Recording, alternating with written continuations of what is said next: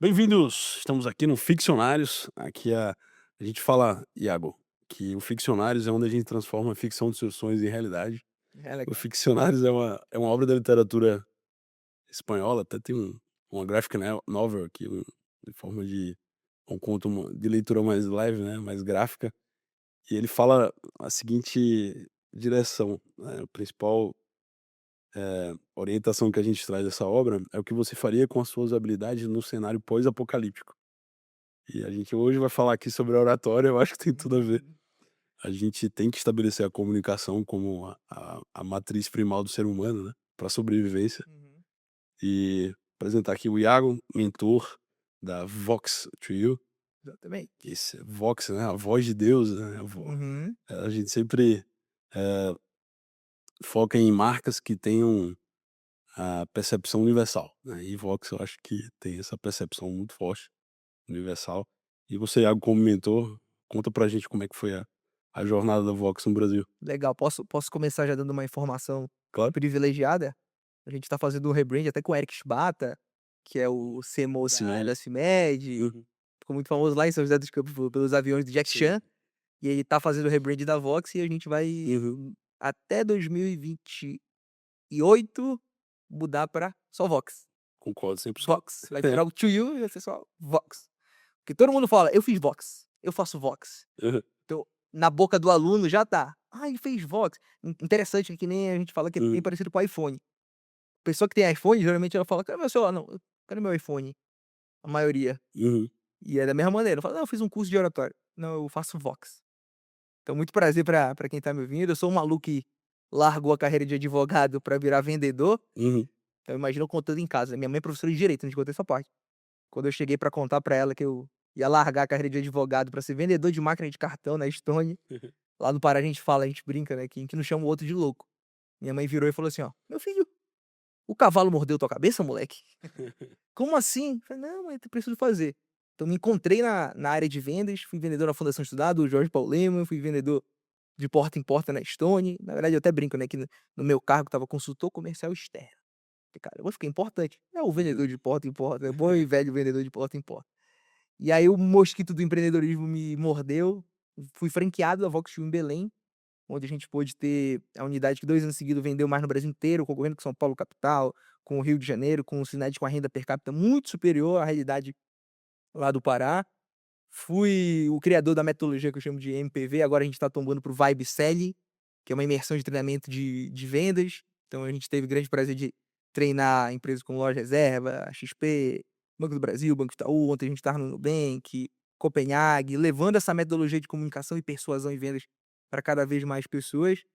Estive, né, estava te contando até um mês atrás no cargo executivo de diretor comercial da Uhum. Vox e hoje sou mentor, treinador da Vox, e esse é o nosso objetivo hoje, é Uhum. mostrar que as pessoas elas têm o potencial de falar do jeito que elas sempre sonharam, do jeito que tá aqui, mas elas precisam externalizar. E a oratória é o principal instrumento para isso. É uma ferramenta essencial, né. Essa rotina, a frequência de você estabelecer, o exercício da comunicação, ela é essencial para qualquer profissão. A gente sempre direciona nas empresas que a gente atua que todo associado tem que ser um embaixador da empresa. Eu fiz uma mentoria com o Eric Chibata e Foi legal. durante 10 horas ele fazia uma exposição, com 30 empresários, ele organizou em 5 mesas, parecido com essa, mesas baixas, Uhum. poltrona. Então, eu achei muito legal a exposição que ele direcionou durante 10 horas, que ele estruturava, um planejamento de marketing customizado para sua operação. E quando ele falava de comunicação, a amplitude da palavra comunicação, ela é visual, sensitiva e tátil. Eu nunca tinha pensado dessa forma. E a primeira pergunta que ele fez para todo mundo na sala foi: "Quem aqui tá vestido com a camisa da empresa?" E coincidência, só eu estava. E eu não tinha pensado, né, eu peguei a camisa em uma das empresas nossas, eh, que é a Legal Certo, que é uma empresa, a primeira Legal Tech do Brasil, que a gente faz essa parte de preparação de indústrias, principalmente empresas essenciais, para receber dinheiro de fora. E aí coloca a contabilidade em padrão internacional, a parte jurídica é Uhum. essencial para traduzir os parâmetros, dos ativos, certificados, dos passivos eventuais, no formato que o estrangeiro entende, né. E eu estava com a camisa com a marca da gente, né, da Legal Sesc, e eu tenho um escudo da Legal Sesc que lembra com a seta, assim, o escudo dos espartanos. Aí ele pegou essa referência na hora, e a marca da gente é meio dourada, ele gosta de dourado, amarelo, né, ele vestido todo amarelo, e ele estava vestido de amarelo, mas sem a marca da CIMED. E ele falou na hora: "Pô, por que você tá vestido com a camisa da empresa que você trabalha?" E essa pergunta pra mim reverberou, e eu falo sempre isso pra todo mundo, não é só aquela máxima, né, que você veste a camisa da empresa, não, você tem que incorporar de fato a cultura da empresa na comunicação verbal, visual e tátil. Tátil no sentido, de você gerar, hã, ele usou a expressão que eu também uso com coincidência, que é idiosincrasia. A idiosincrasia, ela é a multiplicação dos sentidos, quando você convive com uma experiência única. Aí ele falou que hoje, por exemplo, dentro da CIMED, ele tem, ah, um aroma específico para cada ambiente. Então quando você entra numa sala de reunião, numa Sinto o sala de cheiro, já conferência, lembra. isso. Eu achei isso extraordinário, né, essa percepção, dele como não é à toa que ele hoje provavelmente é o maior CMO do Brasil, né, tem um case extraordinário da CIMED, Sem dúvida. que alavancou a empresa em 30 E é vezes. legal que é um cara humilde, né, e é um cara Sim. bem acessível. Te Uhum, contei, né, a gente teve essa experiência com ele no rebrand da Vox, e ele falou isso também pra gente. uhum, Ele falou: "Ó, a Vox precisa estar em tudo, em todos os canais sensoriais". É até curioso, porque na Vox a gente tem uma aula, que o nosso principal método, que é a academia de oratória, que é uhum, aula de percepção sensorial.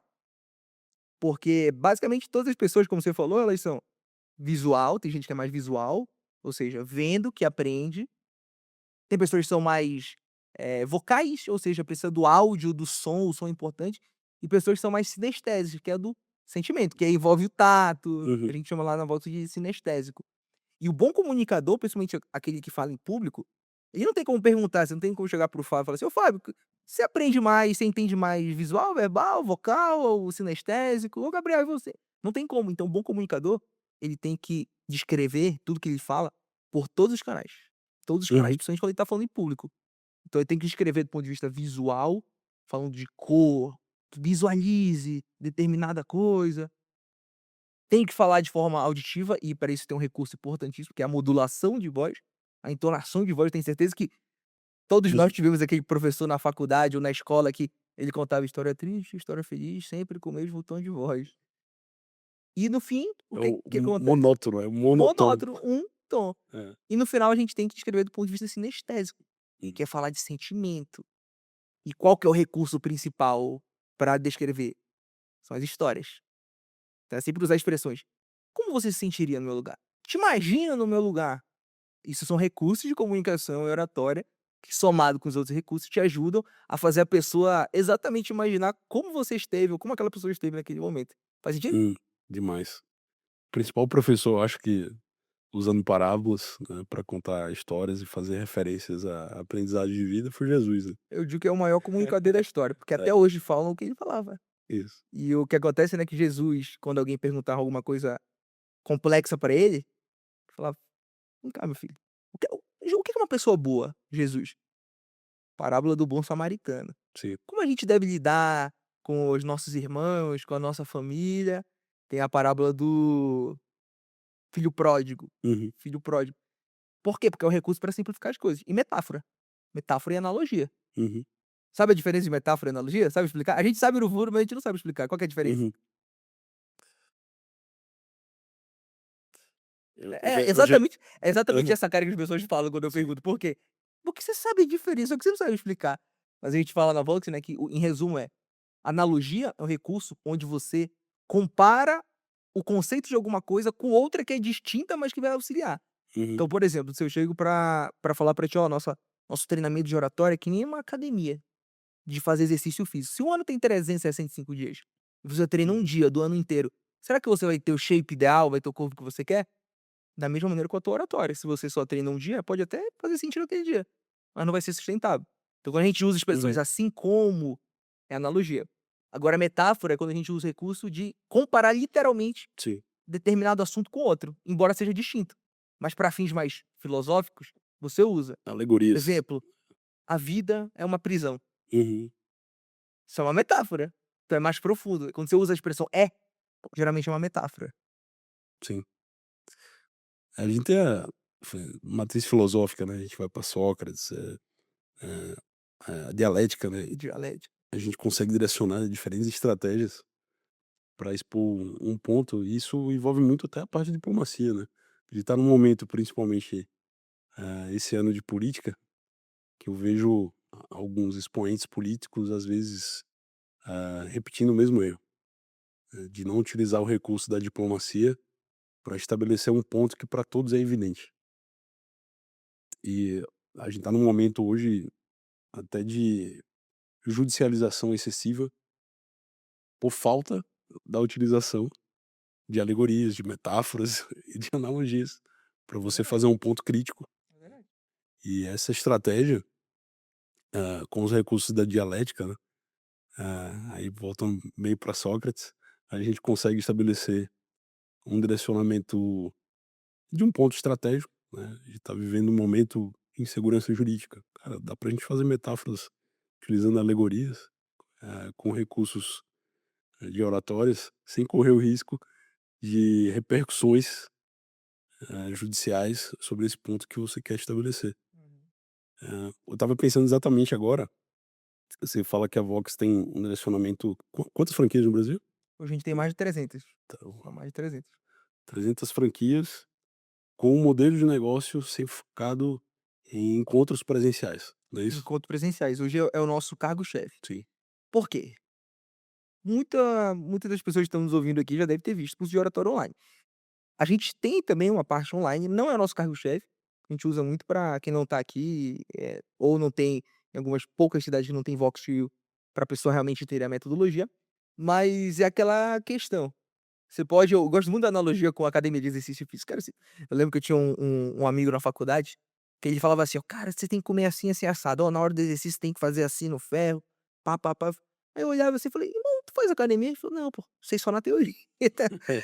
Por quê? Porque o oratório ela precisa da exposição. Hoje, por que que Uhum, a gente tem um dado, eu estava ontem lá no Nubank, e é um dado também que o Nubank tem uma grande relevância, que é o NPS, que é o Net Promoter Score, que é o nível de satisfação.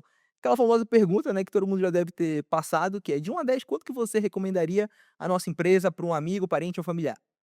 Então o do Nubank, se eu não me engano, tá na casa lá dos 80 e pouco e tal, que é muito alto para uma instituição financeira. Nosso na Vox, com mais de 150 mil alunos, é 96%. E a gente se orgulha muito desse indicador. E por quê? Porque o nosso curso realmente muda a vida das pessoas. E ele muda a vida das pessoas, porque ele tem uma base científica, que é aquilo que uhum, a gente estava conversando ainda agora no bastidor, que se chama efeito à mera exposição. E não serve só para oratória, serve para qualquer área, que é quanto mais você se expõe a um evento ou a alguma coisa, aumenta a probabilidade do teu cérebro entender que aquele evento, ele é algo que faz parte da tua rotina. É o que eu costumo dizer, as pessoas não têm medo de falar em público, elas têm medo de falhar em público, de errar em público, uhum, de não ser aprovado em público. É o medo do julgamento. E como é que você perde esse medo? Isso tem muita relação com fobia também, uhum, tendo acesso à experiência. Então, uma das maneiras de você lidar com fobia é você dar acesso à experiência, da mesma maneira com a oratória. Você uhum, precisa estar falando. Então, no nosso palco, na nossa sala de aula, a gente também tem uma característica, pensando na exposição, que é a seguinte: você só vai estar presente numa aula da Vox com até 22 alunos, porque em toda aula, sem exceção, o aluno vai subir de 3 a 4 vezes no palco por aula. Então é a questão da academia. Cara, de tanto você fazer exercício aí, vai uhum. atrofiar, não tem jeito. É igual arte marcial, né, É igual arte marcial. a gente precisa de fato ter um nível de exposição, com o estresse, né, com, gerar de fato, o cortisol, Uhum, né, que é o hormônio do estresse, no momento certo. A gente precisa, criar momentos de desconforto. E esses momentos, né, de desconforto, eles devem ser inicialmente em ambientes controlados, né. A partir do momento que eu treino arte marcial, né, eu venho de arte marcial desde os 6 anos de idade. Eu treino judô, jiu-jitsu, boxe, e a gente aprende, eu amo cavalo também, o animal ele nos força, como arte marcial também, a enfrentar momentos em ambientes controlados, de estresse, que você tem que lidar com situações Uhum, que não são habituais à nossa rotina uhum. urbana, né. Pô, como é que, você fica confortável com eu peso 106 quilos, com um cidadão de 106 quilos tenta me estrangular. Mas você fazer isso todo dia, você acaba criando um padrão, você acaba trazendo recursos, que também no caso da oratória, né, você precisa utilizar ferramentas, a gente vai falar um pouco aqui sobre as ferramentas de programação neurolinguística, dialética, as formas de você conduzir, uma apresentação num ambiente muito formal ou num ambiente informal, a comunicação visual, a vestimenta O tem que ser remoto, que é uma grande sim. dificuldade hoje em dia. Eu queria até fazer esse paralelo também, eu tô falando aí, mas depois a gente volta, tá, os Hum. assuntos. 2018 foi a fundação da Vox, Não, a Vox ela foi fundada em 2015. 15, 2015 começou em Cravinhos, tá. 2016 mudou para Ribeirão Preto. Então 2015 a 2020 vocês tinham essa matriz presencial, aí a pandemia 2020 e 2021, como é que a Vox se posicionou nesse período? Isso é bem interessante, né, a Vox foi fundada pelo Luiz, né, nosso sócio, Uhum, que é de Cravinhos, né, te contei, que é do lado de Ribeirão Preto, uma cidade de eu acho que 40.000 habitantes. E aí a Vox começou a expandir para o modelo de franchise em 2016. A primeira unidade foi Sorocaba, primeira unidade vendida e depois começou o processo de expansão. Em 2020 é um ponto bem curioso, porque o nosso cargo-chefe foi presencial. Em 2020 tivemos pandemia, o mundo mudou, ninguém aguardava, ninguém esperava, e a gente teve que se adaptar. As escolas precisaram fechar, então foi o momento mais difícil da história da Vox sem nenhuma dúvida. As escolas precisavam fechar, só que aí a gente conseguiu lançar o curso online, que é o Vox Turbo. Então a gente lançou rapidamente, o que que foi muito gostoso, muito bom, foi algo, assim, divino realmente que era para ser, que nenhuma escola fechou oficialmente, parou a operação, e as franquias, quem tinha comprado, as pessoas ainda estavam comprando, porque sabiam que uma hora aquilo ia parar de acontecer. uhum, Então foi um momento muito delicado, mas que deu muito certo e fez a Vox voltar. Aí o Luiz, né, que é o nosso sócio fundador, conta a história que foi quando ele começou a dever 7 milhões. Ele tem um livro dele que ele fala sobre essa história, mas teve muitas pessoas boas que estavam junto com ele na época. Eu ainda não estava, eu entrei na verdade no final da pandemia, que não é o final da pandemia oficialmente, né, porque teoricamente ela foi até 22, né. Mas eu entrei no final de 2020, 20 para 21, como franqueado, e eu lembro até da história curiosa que eu não me orgulho, que a gente eu lembro que acho que foi a segunda onda, que foi em 22, assim, começo de 22, acho que foi a segunda, terceira onda, não lembro. E a vacina estava começando, né, ganhar um pouco mais de tração, estava começando a chegar em mais pessoas, além das pessoas, com comorbidade. Lembro que a gente fez uma festa junina, nunca me esqueço. Festa junina? Foi festa junina lá, que lotou, logo na outra uhum, semana, com quase todos os colaboradores com covid.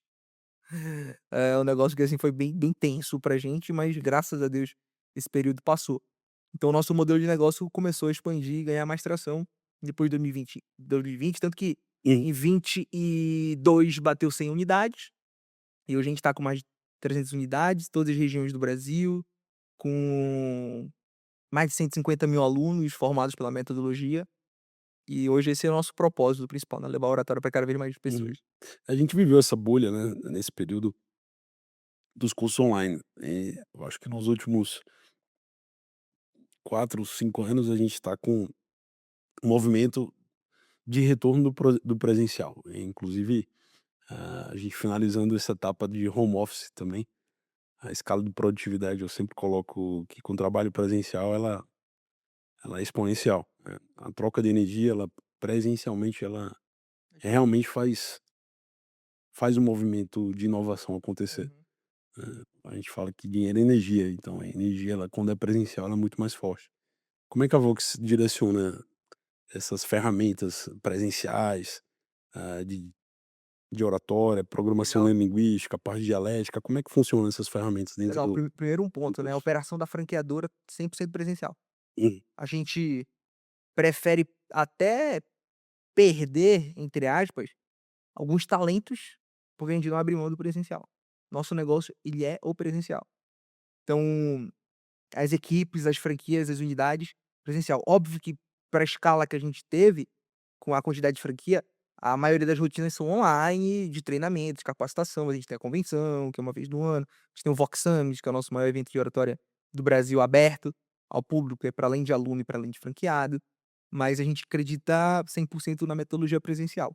Hoje, no nosso método, a gente compila tudo que tem relação com comunicação e oratória. Muita gente pensa que oratória é só o falar em público ou alguém que quer ser palestrante, a gente associa muito ao político, mas na verdade, eu digo que em resumo, oratória, Uhum. falar bem, é você ter a convicção que você foi entendido, e você ser intencional.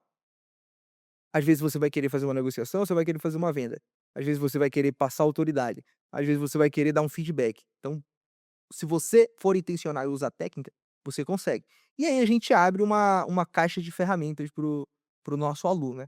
Como eu costumo dizer, mais uma analogia, que a gente tem uma aula só para falar de analogia, que é a nossa aula 4 do Academy. Se você tem na sua caixa de ferramentas em casa, você tem que colocar um quadro na parede. Você precisa do quê? Qual ferramenta? Prego, martelo. Prego, martelo. Mas vamos supor que você abre a sua caixa de ferramentas e você tem só uma chave de fenda. E aí, será que você consegue o seu objetivo? Não.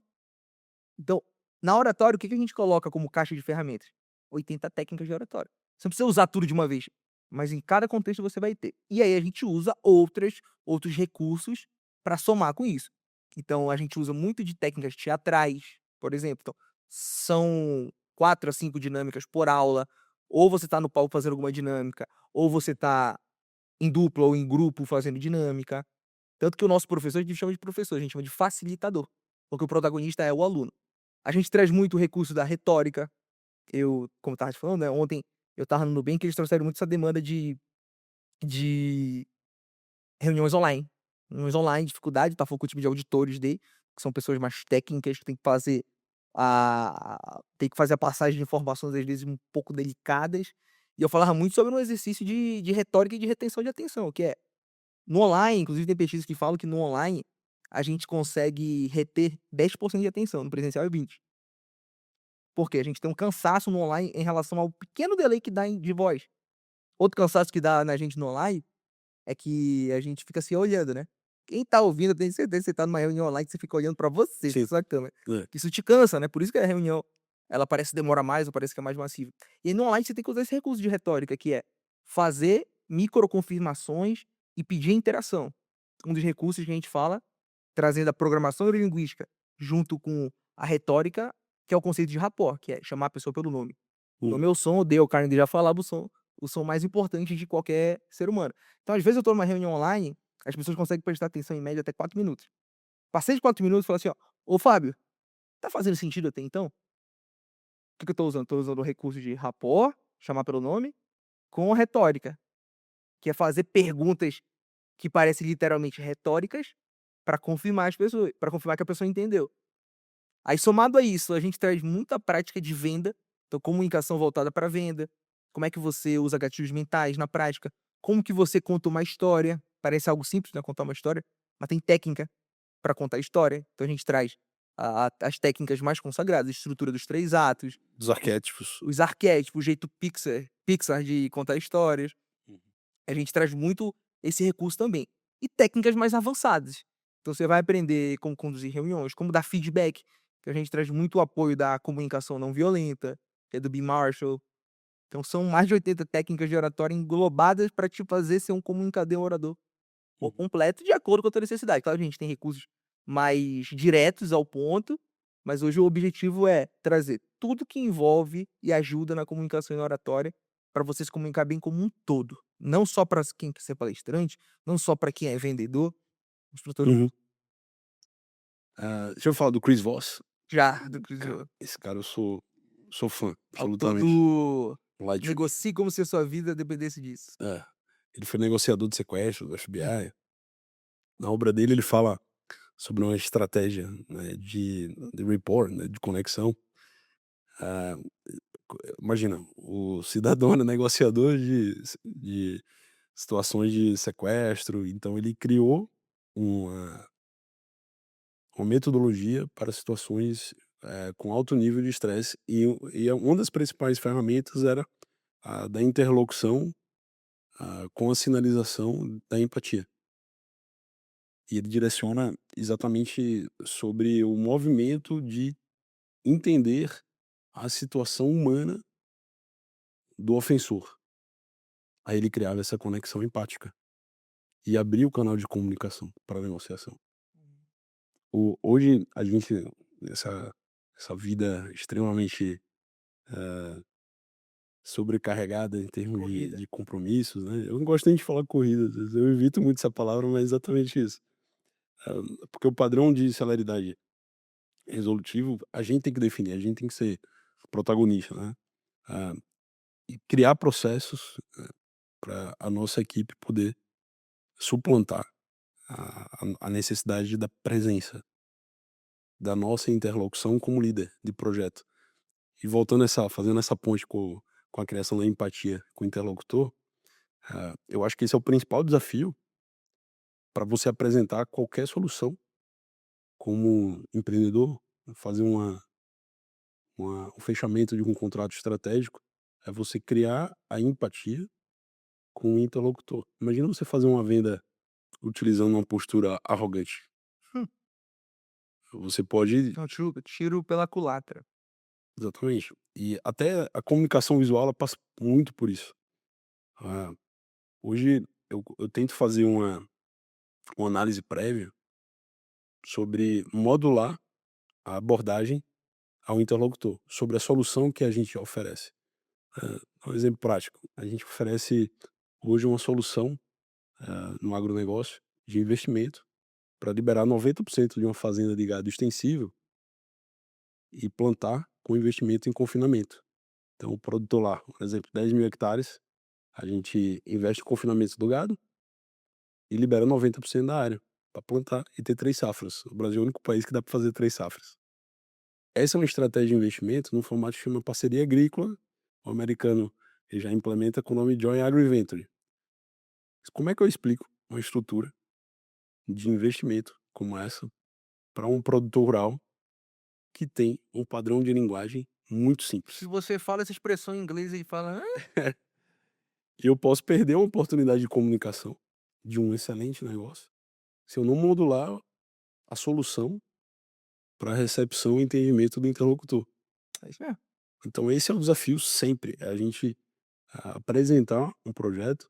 Eu falo que nessa empresa nossa, a gente tem que conversar com o mercado financeiro e tocar berrante com o produtor rural ao mesmo tempo. É. E até na forma de se vestir. A gente tem que modular, a gente participa hoje de feiras agro para lidar com o produtor rural. Eu tenho uma origem familiar que lida com fazenda, então para mim é muito natural. Só que eu tenho aqui analistas, associados, que não tiveram essa vivência do campo. Então eu tenho esse esforço, senão eu não consigo trabalhar com equipe. Senão se vira de fato, eh, um refém da sua empresa. A sua empresa sempre vai precisar, ah, de um líder específico para realizar uma interlocução eficiente. Então eu acho que voltando aí para o Chris Voss, né, Chris Voss ele, para mim, ele foi muito certeiro, cirúrgico na transmissão de tratar a informação sempre modulado em interlocutor, gerando em primeiro lugar, fazendo um esforço descomunal em tratar com empatia. Saber qual é de fato a condição humana dele naquele contexto. Por exemplo, você vai conversar com um produtor rural às vezes, a condição humana dele é que ele não tem sucessor. Ele tem herdeiro, mas não tem sucessor. E até certo ponto ele está tentando convencer os sucessores, os herdeiros a serem de fato sucessores. Então é a condição humana do pai, do avô, que quer trazer o filho, do ponto de vista humano, à operação, né, a cuidar da fazenda. Uhum, Então como é que você lida hoje com essa estrutura de criar empatia com o interlocutor, modular o discurso? uhum. Como é que a Voz hoje trata essa estrutura do Chris Voss, essa metodologia? Isso tem um recurso que eu gosto de resumir, que não tem jeito, a vida é assim, a pessoa tem que bater o santo dela com o teu. Não tem jeito, a vida é assim. Isso é explicado biologicamente falando, por quê?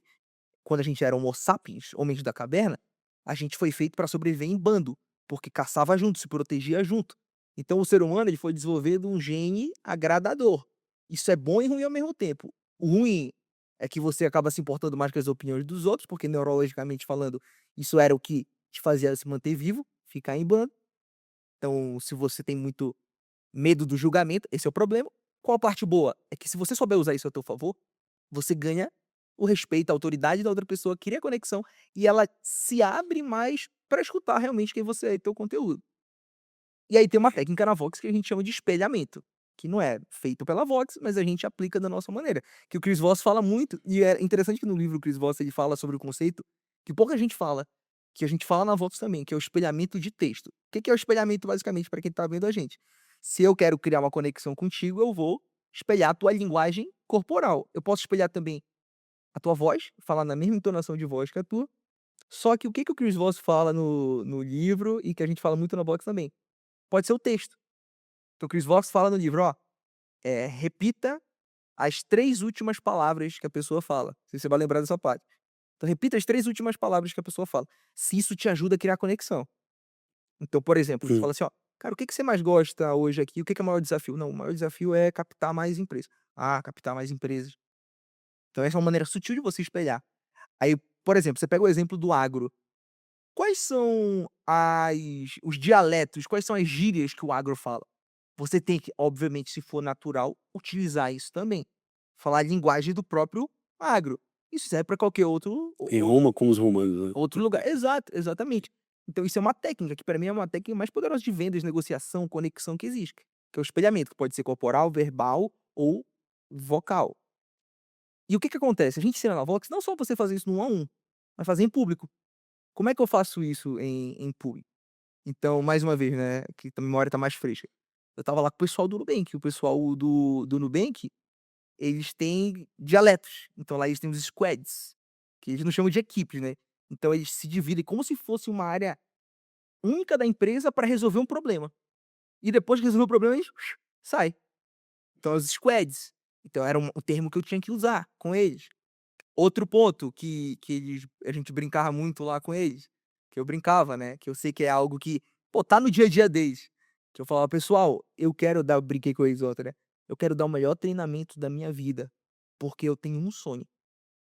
Aí olha o recurso, olha como a oratória com recurso de texto ela é importante, que eu tenho um sonho, aí eu uso a pausa, que o Nubank aumente meu limite do cartão. Com certeza aquelas pessoas já devem ter recebido muita gente falou: "Pô, como é que vai pra aumentar meu limite aí no cartão?". Então eu sei o que eles provavelmente falariam.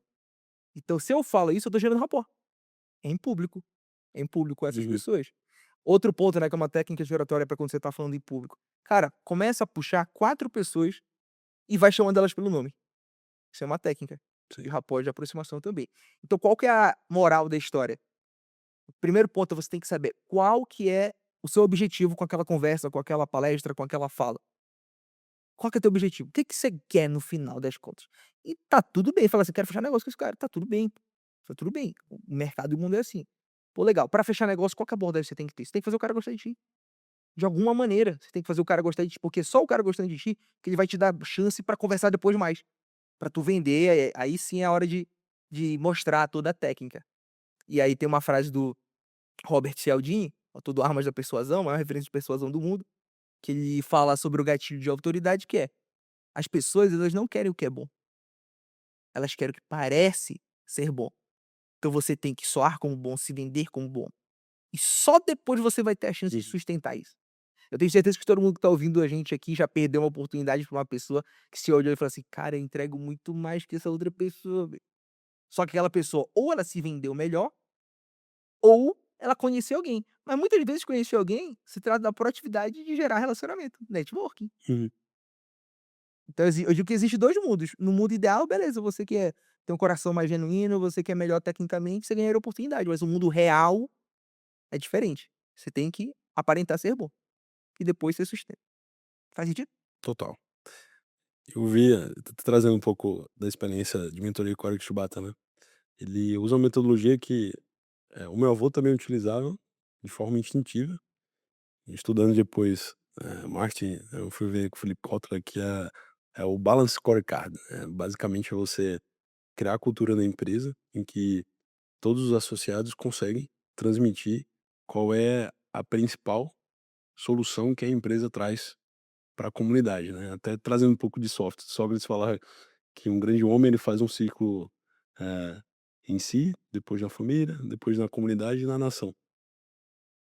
E o que eu vi do Aristibata sobre o jardineiro, o porteiro da CIMED, saber apresentar a CIMED, eu ouvi também do meu avô, que colocava a gente muito cedo para passar por todas as áreas da empresa, passar pela limpeza, pelo almoxarifado, pela contabilidade, pelo jurídico, enfim, e aí pelo operacional, chão de fábrica, e a gente entender realmente a dor do operacional, primeiro para saber resolver as dores dentro de casa, a gente conseguir agregar competências, né, que hoje são soft skills, hard skills, né. A gente falou no início, a gente, ah, tem uma formação como jurista, Uhum. como advogado, mas é ferramenta. A gente em seguida tem uma formação como administrador, é uma ferramenta, como empreendedor. E a oratória é uma condição humana que a gente precisa realmente, ah, ter domínio das diversas outras ferramentas Em dentro todas as da situações, comunicação. né. É, Você é pai, né? sim, sim. Você tem quantos? 3 meninas. 3 meninas? É, Estão com quantos anos? tem 20, 17, 3 anos. 18 e 3 anos. 3 anos, coisa boa. Eu É. tô papai de primeira viagem, Miguelito do papai tá com 5 meses, mas logo que ele crescer um pouquinho mais, olha como é mais complexo do que parece ser. Quando eu tiver que negociar com ele algumas coisas, depois você me dá mais dicas, você já percebeu que é um recurso que muitos pais fazem com Uhum, crianças até sim. 5 anos, que é você se abaixar, você ficar cocado ou ficar ajoelhado Sim. ou abaixar, pra você ficar na mesma altura, pra que ela entenda que é como se você fosse parecido a ela. Isso é recurso de oratória e de Uhum, comunicação, parece um negócio sutil e simples.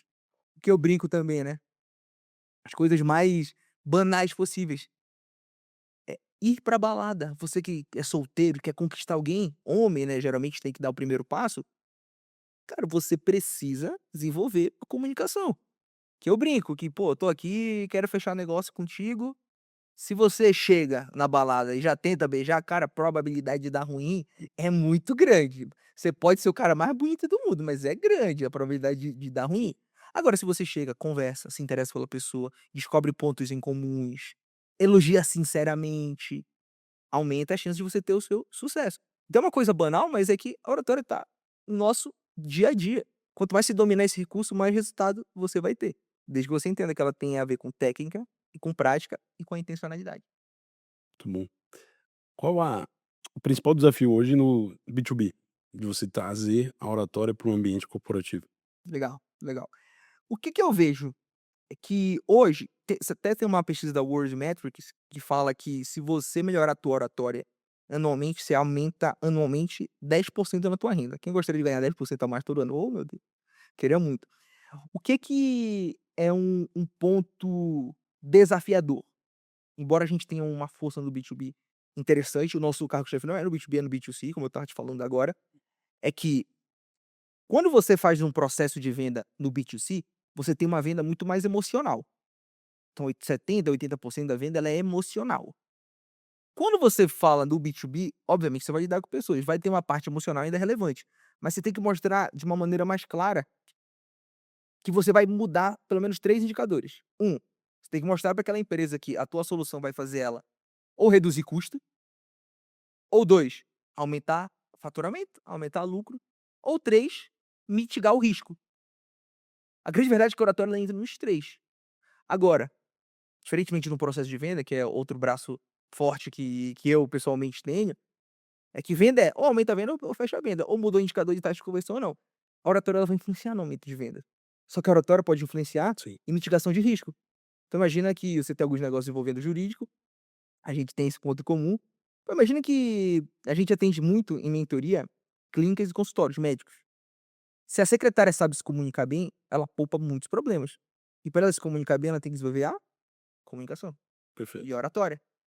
Então aqui mitiga o risco. Só que como é difícil você fazer uma causa e efeito, talvez muitas empresas, embora saibam que é importante, ainda tenham um pé um pouco atrás de fazer esse investimento. Tanto que, óbvio, que a gente atende desde o escritório de advocacia de 5 advogados, desde a loja de material de construção de 5 vendedores, até Ambev, Nubank, XP, a depender da solução. Mas eu acho que esse é o grande desafio, como a gente falava também. Hoje, por exemplo, tem algumas coisas que o mercado já toma como verdade, como obrigatório. O idioma inglês, que eu falei ainda agora. Então, inglês hoje é obrigatório, pô. O business O English. moleque começa, o moleque, a criança começa a falar um pouquinho bem, Uhum. já vai fazer inglês. Vai fazer inglês. Agora, na maioria das vezes, para quem tá morando no Brasil, a maioria, eu diria que 99% das pessoas, amanhã vão falar mais inglês ou português. Para falar português, você tem que ter uma boa oratória. Perfeito. Até para falar inglês, você tem que ter uma boa oratória. Então esse é o nosso desafio, é aumentar o nível de consciência. Como é que a gente vai aumentando o nível de consciência? Palestras, treinamentos, participação de podcasts. Então, por exemplo, eu pessoalmente já treinei, já fiz mais de 600 palestras em todas as regiões do Brasil. Estava até fazendo um post ainda agora, eu falei de Caruaru a Ponta Grossa, no Paraná, a gente já fez treinamento. Por quê? É a melhor maneira de aumentar o nível de consciência das pessoas. Se você não sabe que tem um problema, como é que você vai buscar a solução? Agora, quando você fala: "Caramba, eu tenho esse problema", aí você já aumenta a chance de buscar a solução. Ah, sem dúvida. A gente fala daquela estratégia do taco, né, técnica, autoridade, conexão, tratar objeções, e eu vejo sempre que a melhor forma de apresentar, né, uma empresa, né, uma solução no mercado corporativo, é a gente usar uma regra aqui dos 60 segundos, você conseguir passar a mensagem do que é a empresa, o que ela faz, vantagens competitivas e o modelo de negócio, quanto é. Então, é o elevator pitch, né, você tá no elevador lá, e se você consegue ali em 30, 60 segundos estabelecer uma conexão com um eventual parceiro, cliente ou investidor sobre, o que é a empresa, a gente sempre direciona aqui: "Pessoal, decora o slogan da empresa". O nome da empresa, ele realmente já direciona qual é a solução que ela apresenta. Vox, ficcionários, ficção, Red Bull, ele fala Red Red Bull. Bull, te dá asa, já vai Isso. direto, né. O o que a empresa faz, né, quais são os produtos e vantagens competitivas que a empresa traz, os diferenciais de fato. Sabe fazer essa exposição rápida, o modelo de negócio, precificação. Meu avô falava: "Quer vender, dá preço". Desculpa te interromper, Aham. inclusive, eu comecei, é bem interessante, eu comecei a empreender há 7 anos atrás, né, sou novo ainda nesse, digo que eu sou um bebê ainda nesse mercado, mas, eu digo que no mercado do empreendedorismo a gente vive ano de cachorro, É. um ano vai como se fosse 7. E quando eu comecei a empreender, principalmente virar franqueado da Vox, eu tive que desenvolver essa habilidade, comecei a me relacionar, participar de associação comercial, BNI, grupos de network, e aí o que que é o grupo de network? Você tem 20 a 30 segundos. E aí eu comecei a ter essa necessidade. Foi aí que eu entendi que se a gente precisa fazer um pitch bom e rápido, a gente tem 4 pilares, foi uma metodologia que eu criei chamada GASA, que é o pilar de acrônimos que G de gancho. O que que é gancho? Rapidamente você tem que chamar atenção. Você vai vendo num grupo de network, você fala assim, o cara fala: "Ó, eu sou fulano, eu faço isso, eu sou fulano, eu faço isso, eu sou fulano, eu faço isso". Você sabia que a grande maioria das pessoas tem medo de falar em público, inclusive superando o medo da morte? Eu me chamo Iago, o que que eu fiz? Eu fiz uma pergunta que atraiu a pessoa. Eu quebrei o padrão. E o diferente chama atenção. Aí eu presto atenção, eu tô aqui no automático, vendo todo mundo falando igual, eu faço uma pergunta pra pessoa: "Quem é esse cara?". Então o primeiro ponto é pensar, que tipo de pergunta na hora de fazer um pitch pode atrair a atenção? Depois, A de autoridade. Aquilo que a gente falou ainda agora, as pessoas não querem comprar o que é bom, elas querem comprar o que parece ser bom. Você tem que logo trazer uma autoridade, que é: qual a tua credencial para falar disso, ou qual a credencial da tua empresa, número de clientes, tempo de mercado, alguma informação que a pessoa escute rapidamente e fala assim: "Caramba, alguma coisa o Fábio deve saber sobre negócio".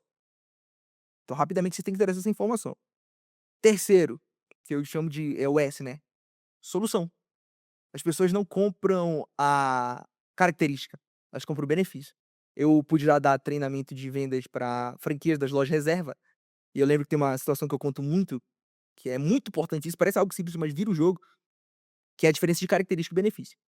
Então as lojas reservas estavam com dificuldades para os vendedores venderem a camisa de algodão Pima, que é o Perfeito. melhor algodão do mundo. Só que o que acontecia, a camisa básica de algodão Pima, eu lembro que na época era R$ 400 e uma camisa de algodão normal egípcio era 180. Então os vendedores, eles não estavam conseguindo vender. E poxa, um custo maior para implementar a camisa, precisava vender, né, estoque parado, né, dinheiro parado. E o que que eu percebi? Que na hora deles fazerem as abordagens, eles chegavam e falavam assim: "Ó, você quer experimentar essa camisa? É de algodão Pima, é o melhor algodão do mundo". E o ser humano tá pensando o quê? Tá, e daí? E daí? Aí o que que a gente mudou lá no pitch? Parece algo simples, mas eu até falo, é o simples, o básico bem feito com consistência que funciona. Em vez deles falarem só que é o melhor algodão do mundo, é trazer o benefício. Então é chegar, por exemplo, nas franquias de Belém, Belém é uma cidade com muito calor, e virava para o cliente e falava assim: "Pô, bacana, cara, pô, você trabalha com o quê?" "Empresário." Imagina que você tem que ficar de deslocamento, né, fazendo reunião, e Belém é quente, né. "Cara, experimenta essa camisa aqui, ó, é de algodão Pima, é o melhor algodão do mundo, e o que que você ganha com isso? Tem um frescor e um conforto muito maior. Quer experimentar?" E aí aumentou 12% em 3 meses o faturamento das camisas de algodão Pima. Coragem de venda por vantagem competitiva. É benefício. E o fim, né, do método Gaza é o A de ação. De nada adianta eu falar um monte de coisa se a pessoa ficar assim. E aí o que que muita gente comete de erro, que a maioria de que tá ouvindo a gente, eu sei que já cometeu esse erro, porque faz parte. Mas agora você tá aqui graças ao Uhum. podcast, já tá sabendo que não vale mais, não é pra cometer esse erro. Você falou bem, aí na hora de finalizar, você enche a boca pra falar o famoso: "Então gente, é isso, é isso." Olha que loucura, né, fica um silêncio constrangedor, eu falei: "É isso." Bacana. O cérebro humano, neurologicamente falando, ele armazena a última informação, via de regra. Então, quando você finaliza com "é isso", é como se você estivesse desmerecendo tudo que você falou. Quando você tem que falar: "Qual que é o próximo passo?", qual é o famoso CTA, né, o call to action. Qual que é o próximo passo? Pô, se fizer sentido pra você essa solução, me segue no Instagram, @o_iago_bahia. Se fizer sentido pra você essa solução, converse comigo aqui no final dessa reunião, que eu quero marcar uma reunião com você pra entender mais do teu negócio e te mostrar como funciona. O convite, né. É, o convite pra ação, Sim. convite pra ação. Então essa metodologia que a gente criou vem ajudando muita gente a fazer pitch, a gerar faturamento, que é a GASA, né, gancho, autoridade, solução e ação. Inclusive pode dar presente, tá autorizado a dar presente? Então, ó, pra quem tá ouvindo a gente aí, ó, o primeiro presente, quem buscar seguir a gente lá no Instagram, @oiagobahia, pode ir lá no meu direct dizendo assim: "Ó, te vi aqui no Ficcionário e quero o meu prêmio", que a gente tem um agente de inteligência artificial, pra toda vez que você quiser fazer seu pitch, poder escrever, falar o tempo que você tem, que dentro da metodologia ele vai escrever e vai te ajudar nesse sentido. Muito bom. A gente faz a direção, de como a abordagem ela deve ser direcionadas, de forma eficiente, sempre pensando, ah, como realizar de forma mais eficiente, mais, interessante a abordagem, de uma solução, isso para qualquer produto, qualquer serviço que precisa de fato de um embaixador, né. A gente estava conversando mais cedo sobre Media for Act, de forma geral, de você ter um influencer. Nos Estados Unidos eles falam muito em endorsement, né, que seria o endosso da marca por uma celebridade ou por um representante que vista de fato a camisa, e consiga comunicar de forma, ampla essas soluções com diferentes públicos ou que seja para um nicho específico, né. E a forma da apresentação da comunicação visual, o quão ela é fundamental para você até eleger um representante, um embaixador para sua marca que comunique direto com o público-alvo.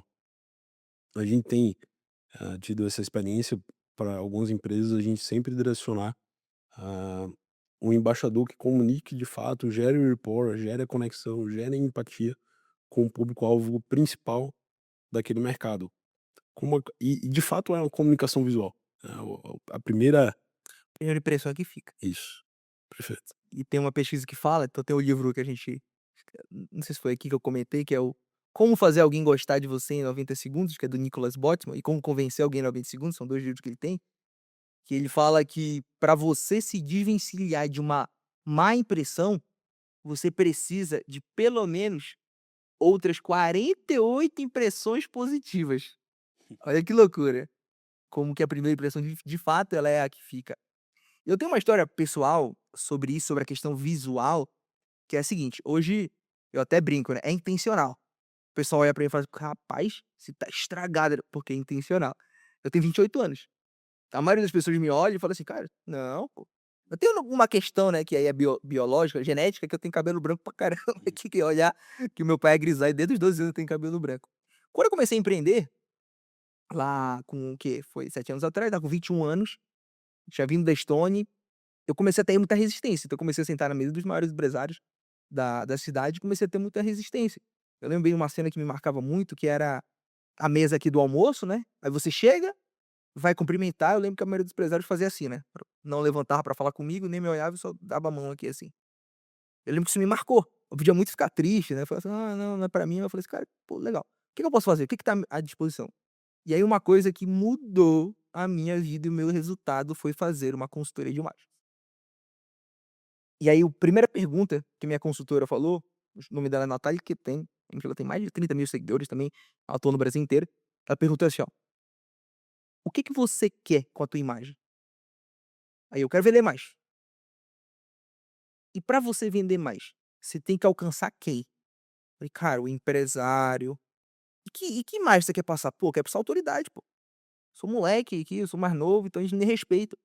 "Tá legal". E aí um recurso que me ajudou muito, por muito tempo foi uma âncora pra mim, foi o blazer. Foi o blazer. Por muito tempo, porque embora quando eu saí da faculdade de direito, eu falei: "Nossa, agora que eu vou virar vendedor", na época da Estônia era uma polozinha, um sapato de academia, porque fazia 20 a 25 visitas no dia, Sim. então era diferente. E eu falei: "Cara, não vou usar mais blazer de jeito nenhum". É como a vida é, né. Pô, virei empresário, cara, tenho que usar blazer agora. E também a tua postura. Então, por exemplo, se eu quero conectar com outros empresários, e eu andar de bermuda e de chinelo, todo respeito, a não ser que você seja o Jorge Paulo Lema, você já esteja conquistado. Ah, cara, não é que você não vai criar conexão, mas você vai ter uma resistência muito, muito maior. Então, se eu quero alcançar um público empresário, eu tenho que andar bem vestido. Eu tenho que passar autoridade. Então, aí tem psicologia das cores. A Vox não entra muito nesse assunto, mas, obviamente, com o estudo que a gente tem, a gente acaba tendo um pouco de noção. Então, as cores escuras, a tendência é que elas passem mais autoridade. Roupas como blazer, calças de alfaiataria, elas vão te ajudar, também isso. Então esse impacto visual ele é muito, muito, muito, muito importante. Da mesma maneira, da maneira de falar. Então a gente falou ainda agora, poxa, eu quero falar com o público cara, teve um case que eu lembro, né, que a gente pegou em uma das franquias da Vox, que era o seguinte, chegou uma influencer, uma franquia que eu fui franqueado, chegou uma influencer, 500.000 seguidores no Instagram, querendo fazer curso. "Ah, fazer um parceiro". Falei: "Caraca!". Aí a gente fala, né, batia boa, batia boa. Cara, voar de venda. Aí eu peguei lá e falei assim: "Não, vambora, vambora". Começou, a gente lembra que a gente deu um boom de mais de 200 seguidores no Instagram da unidade. Conversão, zero. Você vai analisar o perfil da pessoa, nada contra, é claro, mas pro posicionamento que a gente queria, não era o posicionamento ideal. Uma pessoa com muitas fotos, seminuas, falando com um público mais D e C, que não é o nosso público. Então foi um aprendizado na dor do impacto visual, em relação a isso. Então o fato é, qual que é o objetivo que você tem? Qual que é a pessoa que você quer alcançar? Você tem que aprender como essa pessoa fala, como essa pessoa se veste, quais são as gírias, o que é que essa pessoa não gosta de falar. Então tudo isso você tem que fazer. Eu lembro bem que, pra gente finalizar essa temática, tem Uhum. um grande amigo meu que é o Renato Lima, que ele é consultor e também é dono de uma imersão, fez imersão já em quase todas as regiões do Brasil também, imersão de gestão, que eu lembro que a primeira vez que eu vi uma apresentação dele, ele chegou e fez uma piada política, não estou fazendo juízo de valor, mas que ele estava contando números, né, aí era o número 13, né, aí ele falou assim: "E esse aqui que é o 12 mais um, por que eu não posso falar?". Cara, eu olhei assim, a primeira coisa que eu falei assim: "Cara, esse cara é maluco". Aí quando eu fui aqui olhar um pouquinho, todo mundo rindo. Por quê? Qual o público Ele dele? sabe o público dele. Então é muito público de atacado, de supermercado, que obviamente, né, tem muita influência política tarifária. Então ele sabe quem era o público dele. Então ele sabia que ele podia assumir o risco de fazer uma piada assim. Excelente comunicador. Sim. E conecta, né. Hã. Conecta. Tem que escolher o seu nicho. Essa é a pegada. Eu tive algumas decisões, societárias exatamente por comunhão de valores. Você tem que ter essa definição, né. Nem Jesus agradou a todos, né, Nem então. Jesus agrada. Um caso recente, o próprio Nubank, com a Uhum. Anitta. Sim. A Anitta começou a ter um posicionamento político, um posicionamento extravulgar, vamos colocar assim, que o Nubank viu que não estava de acordo com as Uhum, diretrizes, com a cultura, com os princípios. O que aconteceu? uhum, Tiraram, afastaram em relação a isso. Acho que um caso até pegando o gancho de podcast, né, o caso do Monark, né, que falou sobre a questão do nazismo. uhum. Todas as marcas que estavam lá apoiando ele, o Uhum. podcast, pararam. Sim. Usou a chave de fenda para pregar o quadro. Podia ter usado outras alegorias, metáforas para fazer o mesmo ponto. É, eu entendi o né, ele queria só Claro. liberdade de expressão, mas assim, extremamente infeliz. Claro. Extremamente infeliz na temática, né. Uhum, Então, assim, eu acho que são 2 medidas, né, Fábio. É que a oratória, ela pode ser a tua vitória, aquilo que vai te dar ascendência, mas ela pode ser o uhum. motivo da tua derrota também. É Verdade. profundo. Eu vejo até a comunicação do carisma, né, a gente vê eu tenho um Cocá ali, eu estava lembrando do Poatan, né, Poatan é multicampeão, vai até disputar daqui a pouco no UFC o cinturão de peso pesado, o único possível 3 campeão em 3 categorias, e eu tive a honra já de participar de um camp dele, lutando, Você é lutador, jiu-jitsu, né, já deu pra judô. perceber. Eu Não vou nem gosto, eu tirar gosto. graça com ele não, né, não vou tirar não.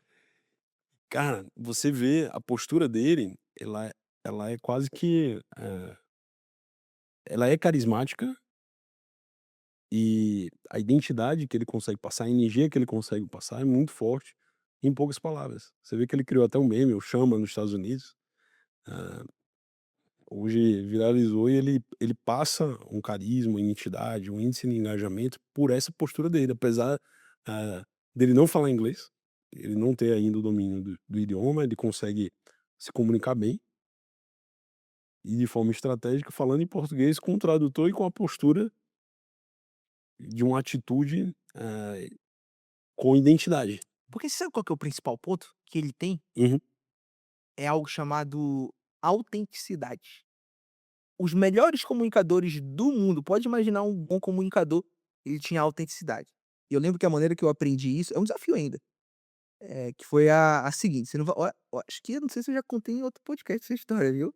Ela é real. uhum, O Gabriel tá com meu celular aí? Não sei se meu celular tá aí, que eu vou até mostrar foto no final aí, pra não dizer que eu sou lá uhum, em Belém a gente fala: "Pô, toqueiro, mentiroso". O que aconteceu? Em 2022, eu participei de um evento em Florianópolis, você não vai acreditar. hã, Participei de um evento em Florianópolis, que é o Empreende Brasil. Não sei se você já ouviu falar, é um dos maiores eventos de empreendedorismo. Muito obrigado, obrigado.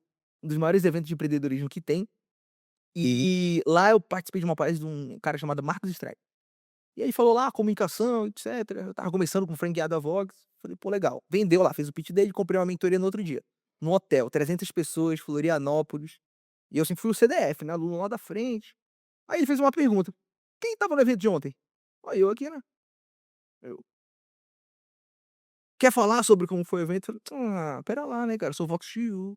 "Claro, pô, claro que eu falo". Ele: "Vem aqui no palco então". Aí eu falei: "Ah, tranquilo, meu negócio".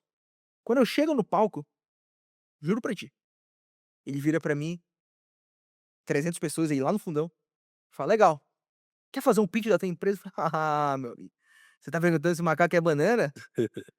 Pode fazer, mas tira a camisa". Aí eu com um bom paraense, eu virei pra ele e falei assim: "Ê, tu é doido, é?" Que é o no paraense, né: "É sério". Aí ele sem rir, sem graça. A galera começou a rir, né: "É sério, tira a camisa". Aí sabe aqueles segundos na tua vida, assim, que você É, pensa, fala assim: "Faço ou não faço, faço ou não faço, faço ou não aham. faço, faço ou não faço". Aí eu falei: "Pô, já falei que eu sou de oratória aqui, cara, quer saber?" Eu não sabia que eu ia ter uma abrangência, né, graças a Deus, nacional um dia. Falei: "Cara, eu tô aqui em Florianópolis, eu sou de Belém, eu não vou pisar aqui tão cedo. Tem só essa galera aqui". Peguei, tirei a camisa, fiz um pitch lá por 2 minutos. Vou mostrar aqui pra galera. Cara, 2 minutos de pitch sem camisa. Até hoje eu fico brincando assim, eu falei: "Cara, pra me tirar da zona de conforto, Aham. se dá pra galera ver, tava muito mais acima do peso agora. Que se dá Legal. pra galera ver aí, que se dá pra galera ver aí". Quebrou o gelo total. O que que ele falou? Qual que foi a moral da história? Ele falou assim: "Sabe por quê eu pedi pra ele tirar a camisa? Porque o recurso mais importante de comunicação que existe se chama autenticidade. é você ser você mesmo, falar do jeito que você fala em casa. Só que poucas pessoas têm coragem de ser autêntico, sabe por quê? Porque dói. Você fica com medo do julgamento, você fica desconfortável, assim como falar sem camisa. Agora, levanta a mão pra mim, ele falando, levanta a mão pra mim, quem nunca viu um cara palestrar sem camisa? Aí todo mundo. Pois é, hoje tá marcado pelo dia que ele teve a coragem de palestrar sem camisa, e você nunca vai esquecer sobre a autenticidade, que você vai lembrar desse evento. Cara, nossa, eu perdi 12 quilos depois daquilo, enfim, várias É. coisas da minha vida, me ajudaram. Sim. Principal ponto, né, que eu vejo, é a questão da exposição, né, que é, cara, pra me deixar nervoso hoje, é muito difícil, porque a minha barra é essa, você já palestrei 300 pessoas sem camisa, que é falar pra 1000 pessoas, 2000 pessoas bem vestido, bonitinho. E Sim. aí qual que foi o final da história, né, eu falei: "Ah, ninguém vai ver". Ele postou no Instagram E dele, no viralizou. Reels, viralizou o vídeo, isso em 2022. Eu acho que eu já Olha, vi esse vídeo. então, aí Viralizou mal você mesmo. sabia que você ia sentar com o cara, né, É, você falou com o agora, eu fiquei cara do pensando, vídeo. cara, deve ter sido esse vídeo comigo mesmo. É, cara. Que Então, legal. a autenticidade é o ponto mais importante. Uhum. Só que é difícil. Só treino. E muita autoestima emocional. Sim. É o desconforto, né, é o desconforto. Você tem que realmente se colocar em situação de desafio para poder evoluir, não tem outro jeito. A gente só voa quando tá na beira do penhasco aqui, ou É isso. aprende a escalar. É isso. E esse foi um dos motivos de sobrevivência dos seres humanos. Foi aprender a escalar e muito tempo depois aprender a voar, né. Aham. Então, eu tenho um roteiro que normalmente eu sigo, a conversa foi tão Mas foi boa, boa. né, foi bacana, assim, o Show. bate e volta, né. É engraçado que eu vou nos podcasts e o cara fala assim: Aham. "Ó, tá aqui um roteiro e tal pra gente ver", eu falei: Sim, "Cara, com todo o respeito, cara, mas não vou ler. Eu vou dar uma olhada, tá, mas não vou sim. seguir, porque pra mim vai fluindo". É, foi Vai fluindo. natural. Inclusive a gente passou por alguns temas aqui, a gente falou sobre arquétipos, eu sempre pergunto: "Pô, qual é o seu arquétipo? É de guerreiro, navegante, eh, general, cartógrafo?". Eu vou perguntando os arquétipos, vou tentando encaixar ou até fazer Uhum, uma alegoria nesse sentido, pô, uhum. será que eu consigo encaixar aqui, o Bahia aqui ou algum arquétipo que eu consegui direcionar a partir da conversa? Você tem algum que você consegue se identificar? Cara, Alquimista? eu te confesso, assim, que meu estudo sobre arquétipos é bem, bem, Sim. bem, bem pequeno, mas muito tempo eu fui o bobo da corte, o arquétipo do bobo da corte, que eu sempre fui essa Sim. pegada mais engraçado, Aham. que tirava graça, e é bom de certa maneira, tanto que eu Uhum. uso muito, inclusive eu já fiz curso de stand-up, né, uma curiosidade, pra me ajudar na oratória eu fiz curso de stand-up. Porque Uhum. você parar pra pensar, né, um parêntese, hoje pra mim os melhores comunicadores que existem são humoristas de stand-up. Por que que eles fazem, o que que é o stand-up, né, que na pronúncia não é só que não pode fazer sentado, mas é você comentar e dar uma opinião e contar uma história. Então os melhores escritores, na minha visão, que existem são os escritores de stand-up. Então Uhum. eu já cheguei a fazer curso de stand-up, e aí por muito tempo fui o bobo da corte, né. E aí depois eu quis passar, eu quis ter uma postura mais de autoridade, e aí foi mais o qual que é o nome? Que eu seto, né, que eu coloco como objetivo, não sei se é o general ou se é o Uhum. próprio herói, né, Sim. que é pra passar mais autoridade, mais segurança, mas é até o que fala, né, o pouco É o que eu li embaixador, né, a gente é, sempre fala. isso, É, o pouco que eu sim, li, né, que muitas vezes, de acordo com o teu objetivo, você vai ter que modular. modular. Exato.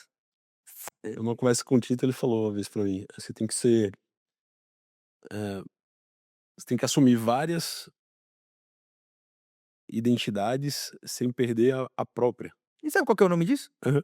Repertório. Sim. O cara que tem repertório, Uhum. ele frequenta todos os ambientes, ele fala bem com todos os ambientes. É difícil. Por exemplo, eu tenho uma dificuldade muito grande de falar com adolescente, criança. É um desafio palestrar, né.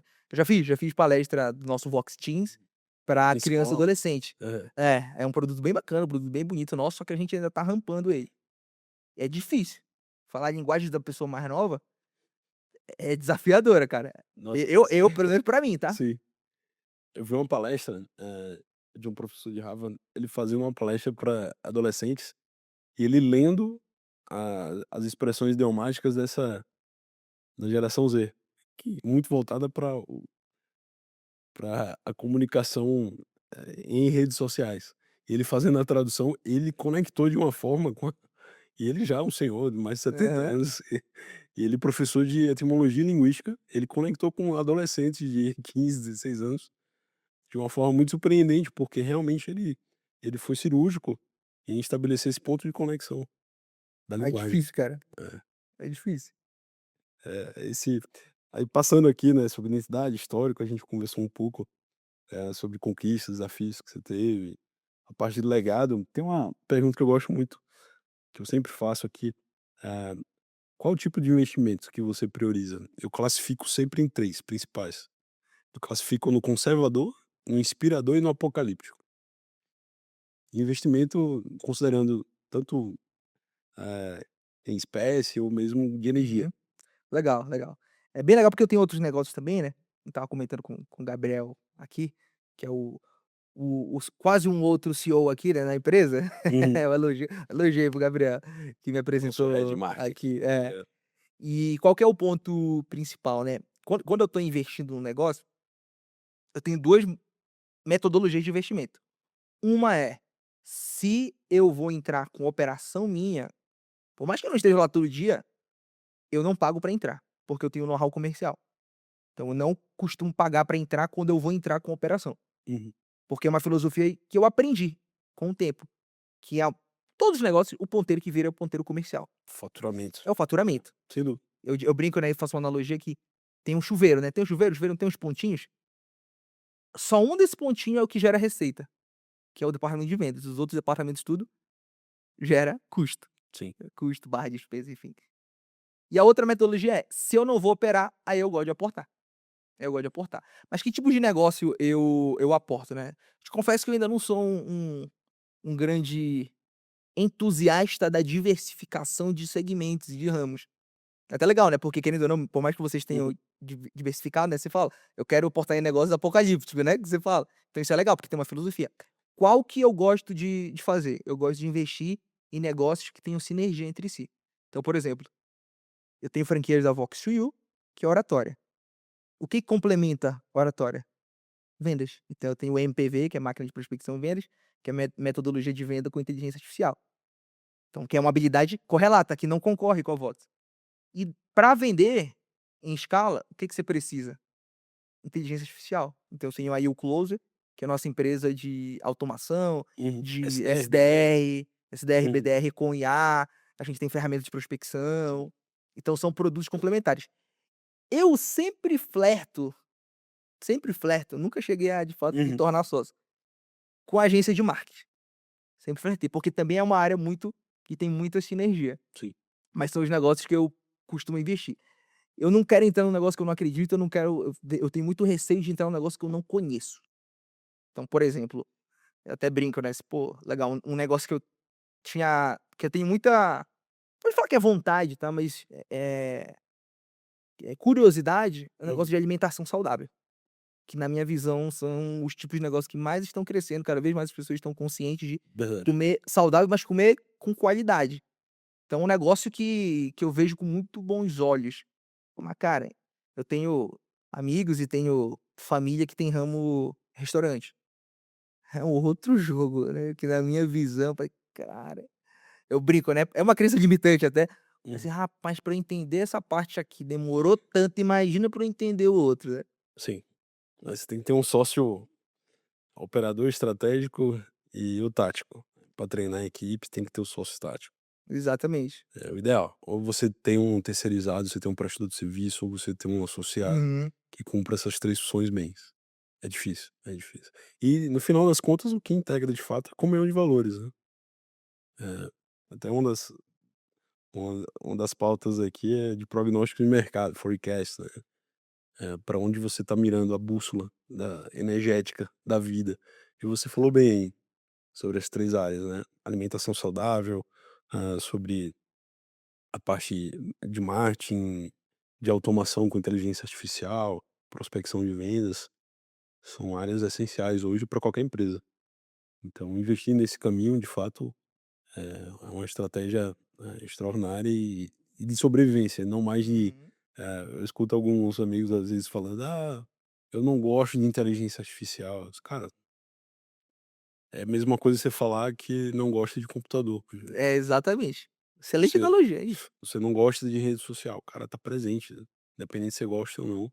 Cara, aconteceu uma coisa interessante, né, você falou Aham. um ponto aqui, que você falou assim, ó: "A gente se empenha muito aqui na empresa para que a inteligência artificial não substitui ninguém", né. E o tanto que eu venho estudando, né, sobre inteligência artificial, essa é uma pauta muito legal, que, hoje eu como cancelaram uma reunião minha que eu tinha antes daqui, Uhum, até cheguei mais cedo, né, porque cancelaram uma reunião antes, e aí eu tinha que fazer algumas coisas, né, tinha que preparar treinamento, tinha que fazer umas pesquisas. Só que eu fui testar, pra mim a ferramenta que hoje é que mais faz sentido pra mim, que é o cloud.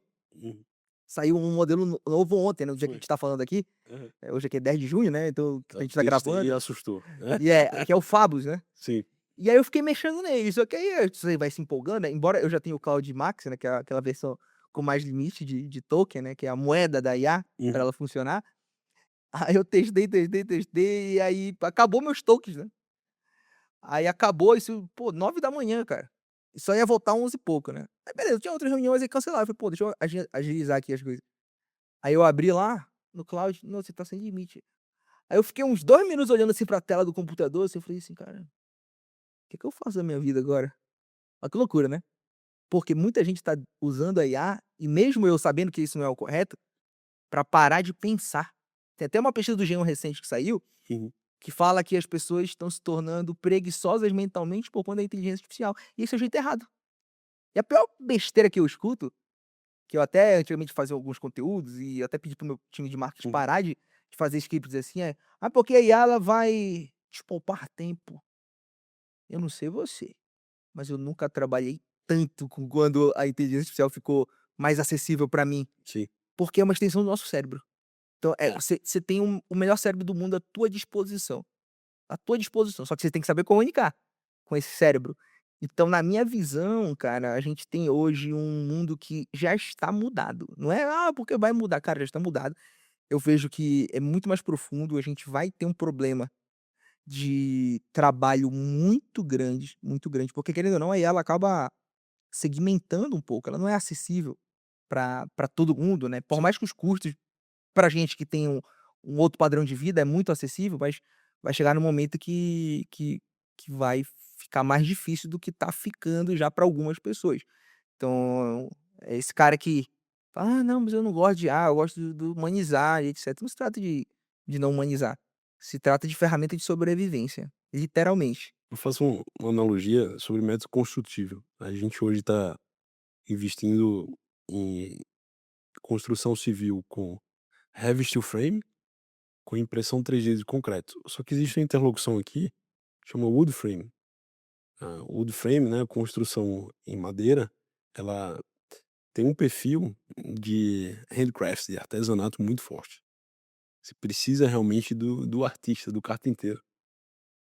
E o toque humano que um trabalho, por exemplo, com bambu, que você pode agregar para uma região, por exemplo, como Lençóis Maranhenses, que eles obrigam você a construir com wood frame, o toque humano de um ecohabitat, de um bangalô, com esse tipo de estrutura, ela traz um nível de conforto sensorial extraordinário. Diferente, às vezes a gente tá num prédio, né, como a gente tá aqui, de vidro, estrutura metálica, você não tem um conforto sensorial.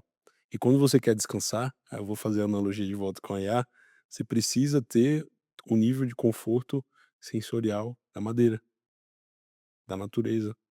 Uhum. E você é mais feliz quando você está mais perto do primal.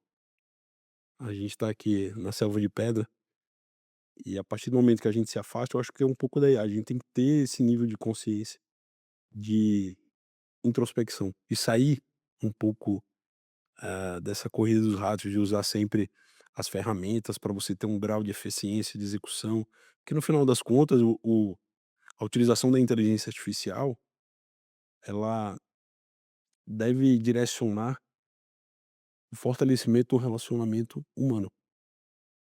E você É isso. focar, por exemplo, a gente está fazendo a primeira academia do Brasil de arte marcial para a família. O Gabriel me contou também. E se você levar Um negócio legal. o seu filho, né, que tá novinho, né, acabou de fazer 3 4 anos, você leva ele no judô. de manhã, você, sua esposa, né, os seus pais, e o que é que você vai fazer quando levar ele para o judô? Você vai voltar para o trabalho, vai ficar lá esperando e conectar ele com aquela atividade, ele vê: "Pô, meu pai pode fazer uma aula comigo", vê que conexão familiar é importante, Legal. que as famílias não estão usufruindo, de fazer uma aula de arte marcial com o filho, com a filha.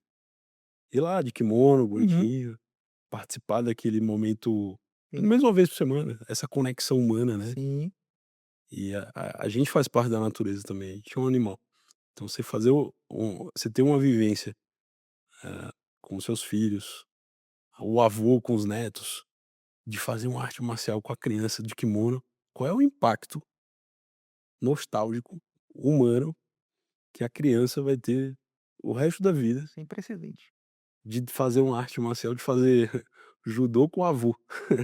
Claro que, dentro das Cara, é diferente, né, é dife eu tenho o privilégio Aham. de ter meu pai e minha mãe vivos e eu jogo futebol com meu pai, cara, nossa, é gostoso demais, cara, é gostoso. Tem uma parte ruim que meu pai joga muito, muita bola, É e mesmo? meu pai tá com 60 Hã. anos, cara, ele se cuida bem, então, cara, o cara é craque, e aí os cara olham pra mim e falam assim: "Porra, como é que você não tem um short do Tá seu melhor isso pai, aí. velho?"